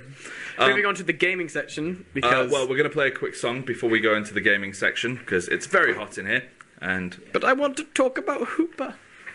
You want to talk about Hoopa? Yeah. We'll talk about Hoopa in a minute. Okay. All right, I'm so excited for this. So we are going to go into our first song, which is... We've basically got the playlist we were trying to play last week. So this is Redbone with Come and Get. Go back to the show. So we're going into the video game section. Woo! Okay. Callum, I believe you have some video game related news. I do. I'm just going over the dancing. Just get your breath back. So as we previously mentioned back in the anime section, we've had the release of Hoopa and the Clash of Ages. However, we've now had an official release that the Hoopa new Unbound form is now an official. Wait, it's now official. Before it was previously known through. I'm sorry, I'm so tired from the dancing. It was previously known before due to hackers back during X and Y. However, it's now become official, and also has been informed that its psychic dark type is confirmed. Now, is this going to be like Spiritomb, where it's only going to be weak against fairies? Probably. That would be pretty awesome. If anyone can work out what Psychic Dark would be, because there's people who can just use it. Like, there you go. Yeah, if anyone can work that out and send it in, that'd be great. And we'll work that out. But yeah, it has an official. There is a video up on the Pokemon website, which I believe we've linked to on the Facebook. Be weak if against not, Genesect. Sorry? Be weak against Genesect. It would be weak against Genesect. Yeah. Apparently, Elliot W said it is the same typing as Malamar, which I believe is correct. True, yeah. Yeah. Malamar is one of my favourite Pokemon. Yeah, after Rick sort of showed us how cool he can be. Oh yeah, anything with Contrary is awesome. Pretty much. That's all we really know so far about him. More details will come out later. We've also had a Korokoro scan. Apparently a leak, but they never leak because they always get the actual release like a day later. Yeah. Which gives information about, first, the movie, which has a Japanese release date of summer this year, and then announces the actual typing for Hoopa Unbound being Psychic Dark. It also has a little bit more measurements, including that it stands 13 times taller and 50 times heavier than the standard Hoopa. And then also reveals, which is probably my favourite bit of this entire Korokoro scans, that there will be 6 legendary distributions running through June. These include Groudon, Kyogre, Dalgia, Giratina, Palkia, and Rayquaza. The Generation 5. I do love the way you pronounce things. I just danced to Queen. Oh, I forgot that dancing affects your articulation. Dancing affects your motion. It makes you tired. But yeah, that was mostly correct. Groudon, Kyogre, Dalgia... Dialga. Oh yeah, because they got the weird... Oh yeah, Dialga, Giratina, Palkia, and Kyurem? Kyurem. Yeah. You're pretty much there. Pretty much there. These Pokemon will be distributed through tickets from the movie, and also will be available in Toys R Us or the Pokemon centers in Japan, and will be able to download from June 20th to August 31st. So normally we wouldn't say this is a big thing because of you can get these legendaries in ORAS anyway, but they come with predetermined natures, which is awesome because these natures are really good for competitive use. AKA Kyogre has Timid, Groudon is Adamant, Dialga is Modest, Palkia is Timid, and Giratina is Brave. And in addition to that, Palkia and Giratina will have the hidden ability Telepathy. That's the good one. Great for doubles. And also Dialga will come with the Gyarados Orb, which is the which is the stone which allows dragon type ghost dragons add more power. These abilities were only previously available using the Pokemon Dream Radar back in Generation 5. They all will come at level 100 and will include the different moves. Each of them have a different move pool running from Aurasphere, Draco Meteor, Shadow Form, Iron Head. I'm just literally reading through this entire list from the Korokoro scan. That'll be for Giratina. Requiem will come with Gallade, Scary Face, Draco Meteor, and Iron Head, and be holding an Iron Orb. Kyogre will have Water Sprout, Thunder, Sheer Cloud, and Ice Beam, and holding a Choice Scarf. Palkia comes with Super Earth. Earth Power, Aurasphere, Spandal Rent, and Hydro Pump, and Dialga has Metal Burst, Overheat, Roar of Time, Flash Cannon, and then finally Groudon with Fire Punch, Solar Beam, Hammerhead, and Rock Slide, and comes with a Choice Band. That's a lot of information from one scan. Now, I've just realised this. I don't know whether you want to play it now or not, but you forgot to play the trailer for Sword Art Online earlier. Would you like to show it, or...? Let's get to the end of the news, and then we'll play it before we go into comics. Yeah. Next we have Team Ninja have been announced that they will be developing the next I can't say that. Dissidia? That's it. Dissidia Final Fantasy. So Dragon Quest Heroes isn't the only project that Square Enix and Kyono Tekimo have contributed on recently. the company have announced that Team Ninja will be co-developing the release of Decidia Final Fantasy. This announcement came earlier today at a special event in Tokyo. Decidia Final Fantasy will feature at least 50 playable characters, including likes of Remza from Final Fantasy Tactics, and you also can expect some other similar faces from Final Fantasy VII, Final Fantasy XI, 15, and 4. Wow. So it's more of a brain range of quite famous Final Fantasy characters there. Yeah. It will be available on the PS4 and in arcade later this fall. Sounds good. See, I have a problem with this. Okay. Which is mainly, if anyone remembers a while ago, there was that game, a Final Fantasy game, it was a mobile game where you literally didn't have to touch the screen. I can't remember what it's called. But it was awful. The entire game was mainly done through purchases inside the game. Right, okay. And that was the last time that they made a sub-game based on the Final Fantasy franchise. And that's what worried me a little bit, because that's the last time that Square Enix did something similar. Yeah. And it had a large cast of characters, which all you had to do was click on a screen, give 50p, and they would have an attack against something. It annoyed me. Yeah, that sucks. So that's that.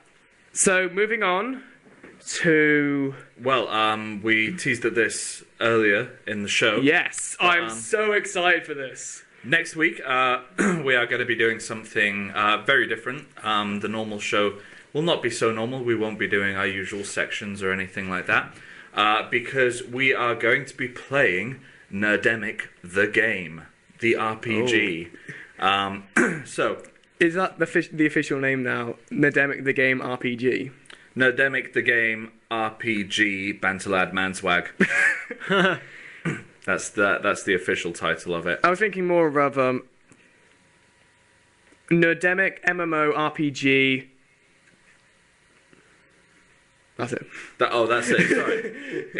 It seemed as though you were going on to something else. Maybe add the game, or maybe Nerdemic the official video game, or an official board game. It's an official board game, or official it's not really a board game. Official role playing. State of being. Let's not undermine. We'll get to this next week. Let's not undermine how brilliant this game is and how much people are going to want to pay Should we get the audience to maybe come up with some suggestions for names like they did with the Curiosity? Yeah, we can do. Yeah. Yeah. So guys are new now on Twitter and Facebook and any other social network we're connected to. Think of any decent names for this game. We'll maybe put them through. Yeah. They could be. So I'm going to explain to you guys what it is we're going to be doing. I'm so excited. I'm so excited. Jonas, who you guys have seen on the show before and has been to both of the games of Cards Against Humanity. A.K.A. Dreads. A.K.A. Dreads. Is a